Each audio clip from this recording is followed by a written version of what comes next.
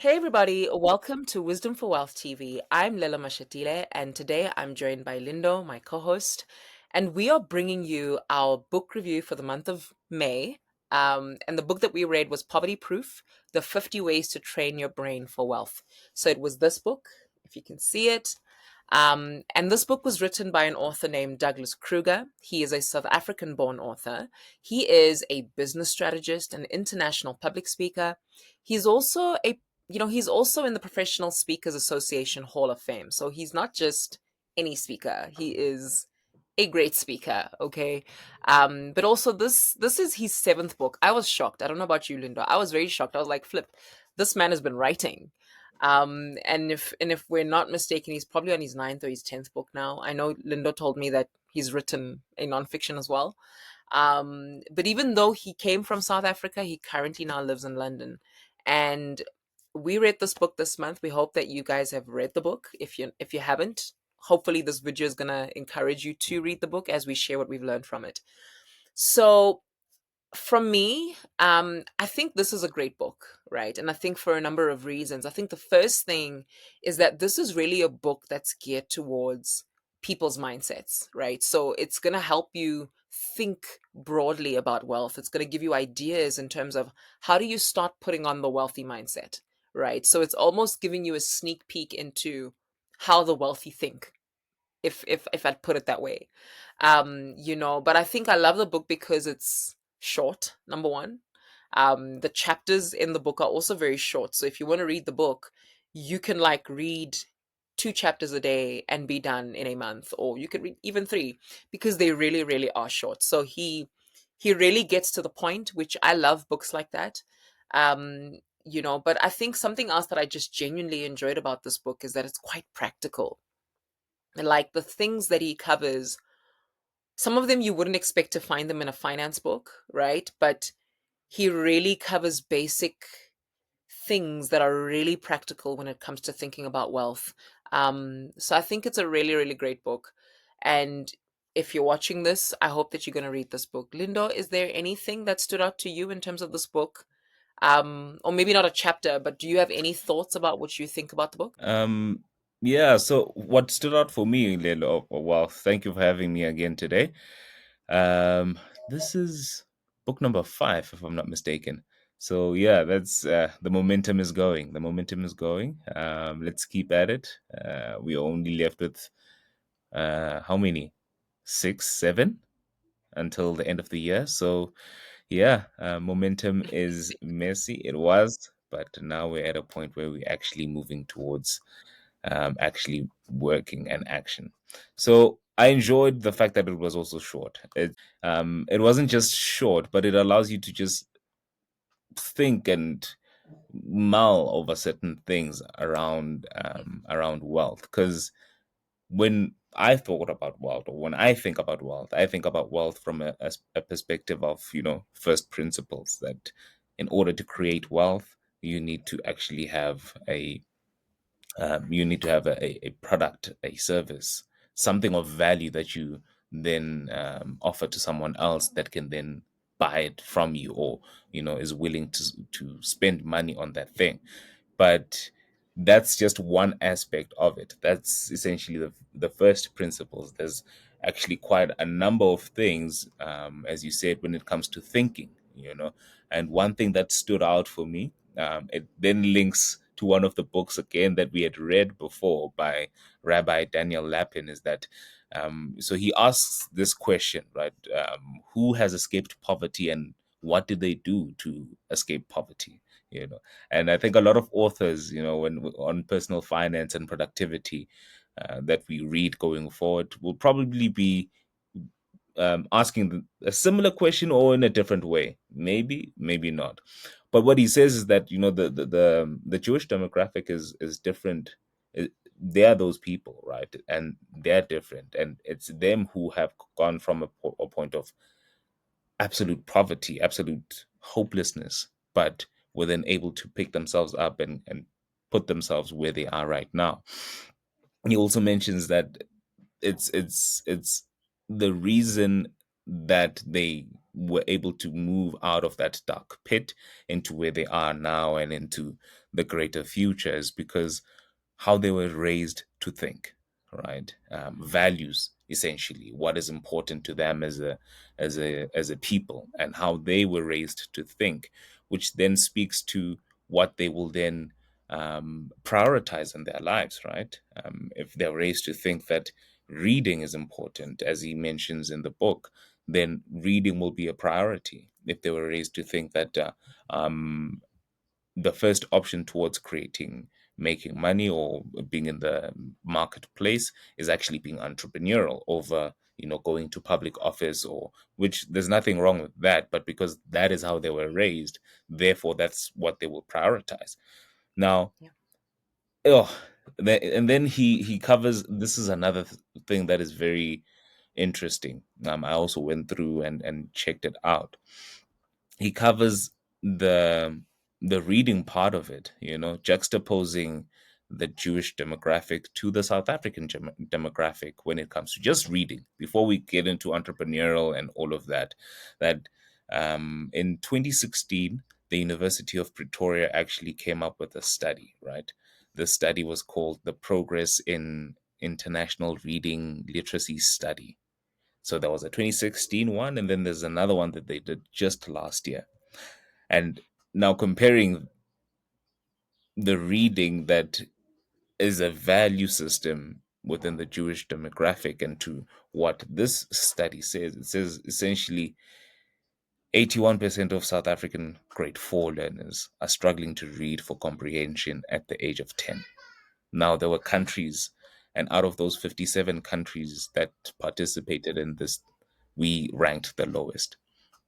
Now, mm, it I don't want it to sound like it's a book about doom and gloom and all of that, right? It's not a book about doom and gloom, but it's being honest and saying, okay, here's the reality. Yes, we might have ideologies around what, how to get out of poverty or how to get out of the situation that we're in as a country or individually. So it doesn't even have to be as a country.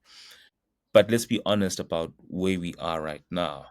Take stock yeah. of where we are right now and look at the small things, because we might think, as I said, it's like from first principles. We might think that, you know what, all I need is just have a something, a product, a service, or whatever that I can then offer to someone else, and then that someone else is willing to pay, and then I make money, and that's it. Yes, and that can happen. But going forward, wealth is, it's a different understanding, and the author then speaks around how to maintain and keep, or make and keep wealth. Because if, again, from first principles, he sounds like a technical guy. It's a very technical book, but very short. First principles that, the more as you spend, so to maintain, you have to make more than you spend and spend less than you make. So first 100%. principle of creating wealth is having that product, that service that you then offer, and you make money from, and then move on to the next side, right? The next side is then How making to more keep than it. you spend and then spending less than you make. Yeah. And I'm with you. exactly, I think we speak on that as well with Wisdom for Wealth. Yeah. Yeah. So Thank you. it's quite a beautiful book, very Mm, practical. But yeah, I'm sure yeah. you also have something else on your side as well to share on that. I'm with you, and I appreciate you sharing the whole portion about reading as well, because often when people think about wealth and they think about, as you're speaking, I'm thinking about innovation, right? Like we always think innovation comes out of nowhere, right? Like you're just going to wake up and you're going to have this killer idea and you're going to sell something and it's going to make you rich. And I get that, right? But I think what's important to realize is that there's knowledge around you. And sometimes innovation, even disruptive innovation, is just about improving what already is there. But you don't find out what's there unless you read, right? That's why we read. There's a wealth of knowledge that people have gone before you, they've learned certain things. But even if it's not about you learning how to create a product or whatever, there's so many mistakes you can avoid just by reading, just by learning from other people's experiences or other people's knowledge, right? And I think even when it comes to creating wealth, we can read a book like this because someone can share the mistakes they made with money. And it's going to save you time. It's going to save you mistakes that you don't have to make because someone else already has. And so that's the power of reading. It's actually a position of humility to read and to study.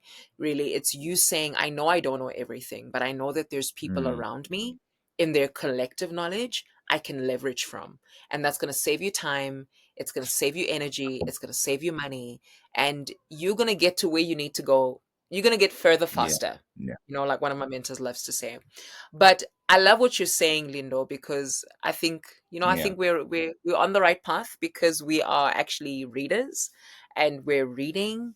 But I think if I have to consider what was some of the chapters that stood out for me, right? And I'm going to just share a little bit, and you can let me know what you think, or leverage from whatever I have to say. But I think one of the things that stood out to me, and you briefly touched on it, was something he says in chapter three. It feels weird saying chapter because it's so short, right?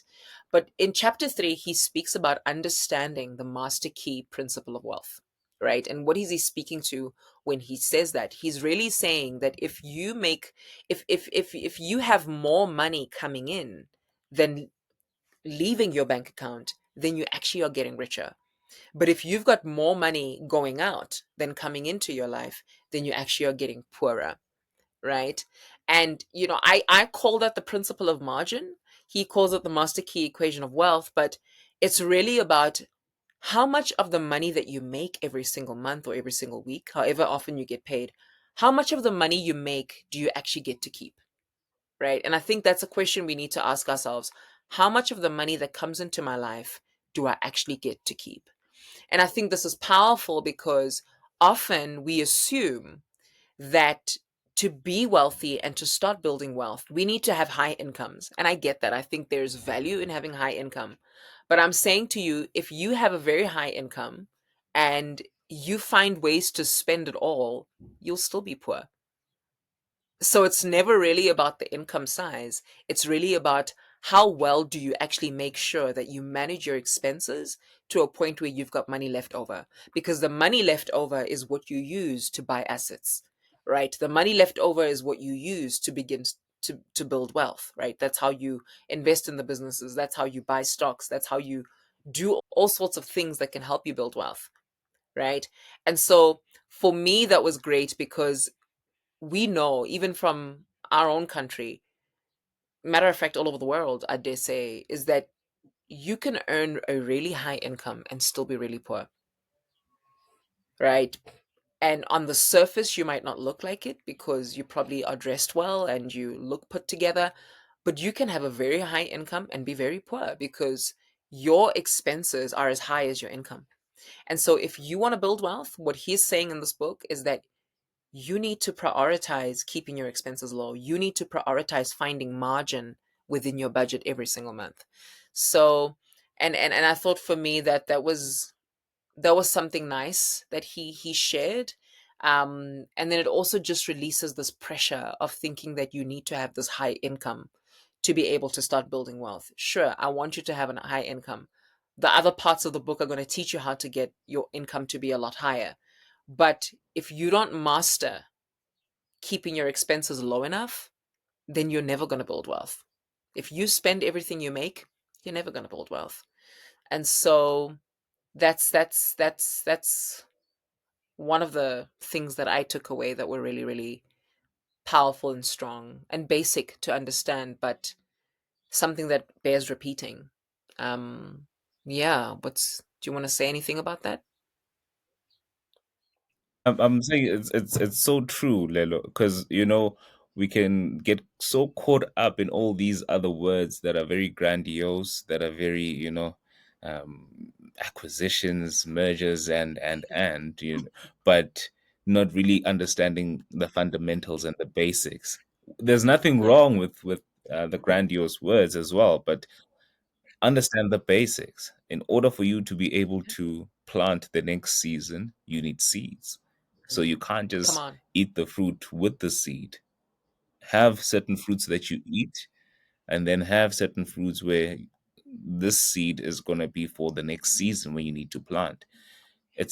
It's a similar principle to finance, and I think Mm, it can be similar as well with the relations, with the relationships that we have. That this time that we spend, we can't spend endless amount of time with each other. There's certain mm, aspects of our lives that we need to also cover with that. But I love yeah. what he speaks about with the master key, and just saying Mm, this is the master key, because even putting it in that sense, in a way, ignites something within our minds that, hold up, yeah. as much as all of this is great, I can buy into this company, I can buy this stock, I can do X, Y, Z. Um, Mm, but let's go back to the master key. Am I actually spending more um, with the same idea and thinking that as much as I'm spending, I'm investing? Yes, it's a good asset and all of that. But in your investing, you are spending. Are you spending more than what you are making as you are investing? mm, Are you spending more than you are making as you are buying assets, as you, whatever it is, be it a good mm, purchase or a bad purchase? And that's relative mm. to each and everybody else. But yeah, I really enjoyed that part as well. Love that. I love that. I think that's a very beautiful analogy that you make about the seed and the fruit, right? Like eating the fruit with the seed inside, right? The scripture says, that there's seed, God gives seed to the sower and bread to the eater. So we're given both. Not everything you make is meant to be eaten. Some of it is meant to be sown. Some of it is meant to be invested. But that's the whole principle of saying, not everything that I get off my tree is for me to eat, right? Some of it must be to think long term. Um, and I just love that analogy. So thank you for that. But I think another thing that stood out to me quickly before we go is that he's got a section in this book where he talks about raising your value, and then he's got subsections about how to go about raising your value. And I think this goes back to what you spoke about in the beginning, when you're like, the Jewish people, and reading, and a culture of reading. And this is chapter 16, where he speaks about raising your level of education. And I wanted to highlight this because the moment we hear education, a lot of us think we need to enroll in a course at some university, at some college. And this is deep, Lindo, because most people think that just because they didn't go to university, just because, I'm thinking about a person who's just finished high school and they're like, my parents don't have money to take me to school this year. And it's like, but that's not a reason to say you're not educating yourself. That's that's that's that's not the only way you can educate yourself, right? So he speaks about Elon Musk and how Elon Musk taught himself the fundamentals of rocket science, right? And he taught himself these things. He started to build payment systems like PayPal without the formal education. And that is the power of being committed to lifelong learning. Now, let's look at Elon Musk's net worth, right? He's the richest man in the world, if not one of the richest. I don't know. I don't follow those metrics, but this man taught himself things, and he was able to build businesses around those things, and he's able to build wealth around the things that he's learned. And this is to say to you, education doesn't just come from school. You can educate yourself on certain things, right? Sometimes even going the school route can be a waste of money. Sorry, I had to say it. I know, like, some parents don't want to hear me say that, but sometimes going the degree route is a waste of time, right? Because how many people do you know who've got fancy degrees and are unemployed? Right? Because we were gunning for employment. We weren't gunning for building our lives and building wealth. Employment is not the only route to wealth, right? And I could go on about this, but he goes on about that as well. So I'm sort of like, go read his book and you'll hear what he has to say about how employment is not the easiest way or the best way or the only way. But what that really speaks to for me, Lindo, is just be committed to lifelong learning. Be the kind of person who educates themselves. Educate yourself about business. Educate yourself about personal finance. Educate yourself about how money works. And, if you go back to Rabbi Daniel's book that we read, I think that was book number 2, about Thou Shalt Prosper, he says the same thing. He says, if you want to learn how to make money, go and study how money is made. Learn more, read more, but commit to raising your level of education, because that is going to determine how much more value you can add to other people's lives. Right. So this is why we read what we read. And I thought that was really strong. And I really felt like I needed to share with someone to be like, look, not having the degree is not an excuse not to learn. Like, it's not an excuse not to learn. Like, you really can educate yourself on a lot of things, especially in an age where we've got so much information available to us, even by way of social media, even by way of YouTube. There's places like Coursera, there's places like Udemy, and you can literally learn skills and educate yourself on certain topics that are actually going to help you add value on a different level. So I almost want to say to people, there's no excuse not to know in this season. Like, not knowing is not an excuse. You can literally turn on YouTube and you can find this author talking about this book, right? You can find anything on YouTube. It's just about, are we more committed to watching entertainment videos than we are watching anything that's going to help us learn and increase our value? Right. So that's just my thought. But anyway, I feel like I'm on a soapbox. Linda, do you want to say anything as we No, prepare to close? Lelo, you've just literally just hit the nail on the head. You know what I mean? Because we might have this understanding, this idea, and again, there's nothing wrong with formal education. There's nothing Yeah. wrong with informal education, but Yeah. understanding that there's a certain if there's a formal education is not just the one route towards creating wealth. There's certain Yeah. principles, there's certain ideas, there's certain concepts that have been practiced by people who've went there before us that we ourselves can practice. We can practice and maybe adjust to the scenarios and environments that we're in at that present moment to see if it Yes. works. And then when it works, we share it with the next person. But saying that, because a lot of people don't have the privilege to actually go to university. So if Yeah. I then come and say, hey, if you don't go to university, therefore you'll never be wealthy, I've just killed even the child who's thinking or dreaming about going to university in high school, even if their Mm. parents do have the means, but because someone else in a position of authority has said that, and probably that someone else is someone that they look up to already, yeah, Yeah. that dream is already Yeah. shattered. But Yeah. this book, the beauty of this book, you mentioned Elon,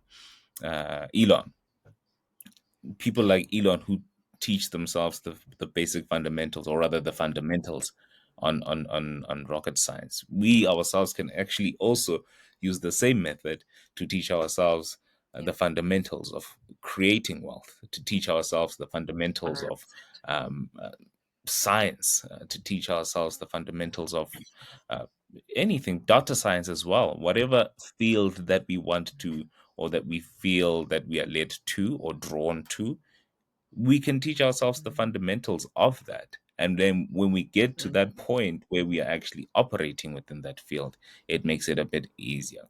But I also don't want to get 100. into a soapbox because I've mentioned quite a few things. And yeah, but yes, people must just go and get this book. It's an incredible Yeah. book. I'm also yet to finish it, very close to Okay. finishing it. But it's an incredible book, Mm. especially for people in the country. Yeah. You know, we're at a time right now where we 100%. need to actually be starting, not even starting, but we should be creating skills, making skills, learning about skills as well, and developing ourselves to the point where we actually are able to create value within ourselves and then offer that value to someone else. And I think this is the right step in the right direction if you are actually Yeah. looking toward to that.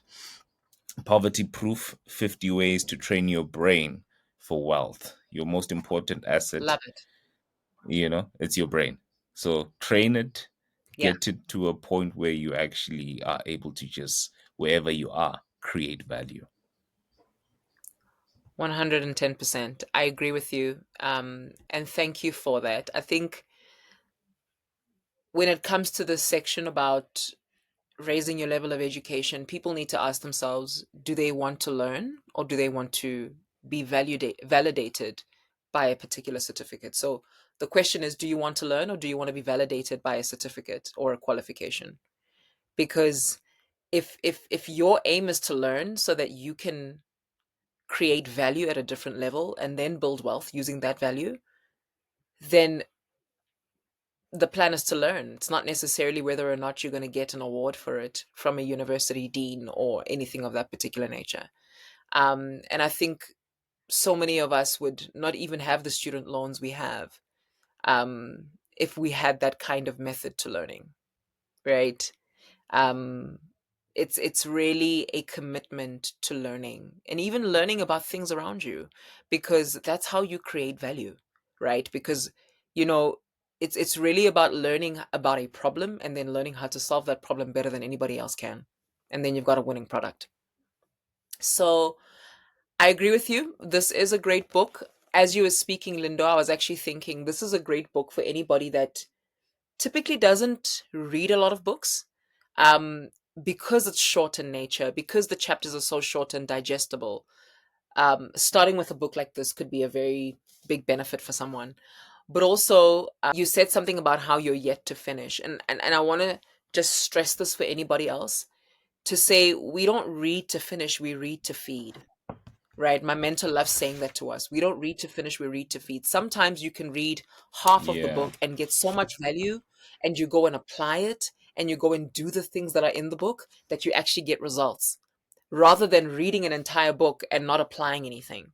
So we don't Mm. just read for the sake of reading, we're reading because we want to be able to apply what we're learning. So if you're like Linda, sometimes I don't even finish books, right? Like I've got so many books and some of them I haven't finished, but that's okay because I find myself applying what I've already read. And that's the point. Yeah. Okay. So thank you guys for joining us. We hope that this was beneficial for you. We hope that this is going to encourage you to go get the book. But even if you don't, we hope that this conversation has served you well. We'll see you guys again soon. Follow us on all of our socials at Wisdom for Wealth underscore, where we will give you more information about the book of June. And then, yeah, just let us know what other books you'd like us to read. Let us know what you thought about the book, and we will catch you guys soon. Yes. Bye. Hey, Bo.